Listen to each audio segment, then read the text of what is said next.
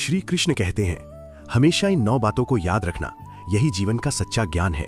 जीवन एक अवसर है, इसे व्यर्थ मत जाने दो। जो स्वयं को समझ लेता है वही संसार को समझ पाता है। अब ध्यान से सुनो।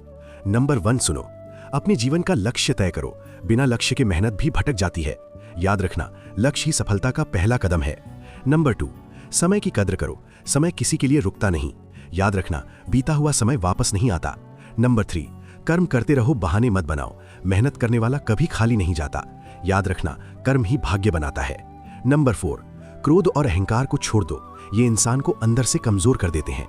याद रखना, विनम्रता सबसे बड़ी ताकत है। नंबर 5, सत्य का साथ दो, चाहे रास्ता कठिन हो। झूठ थोड़ी देर टिकता है, सत्य जीवन भर चमकता है।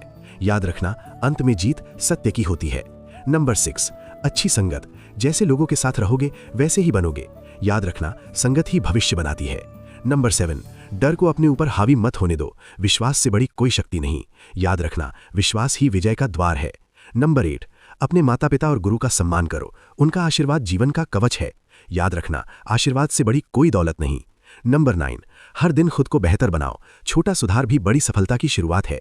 याद रखना, निरंतर सुधार ही महानता है।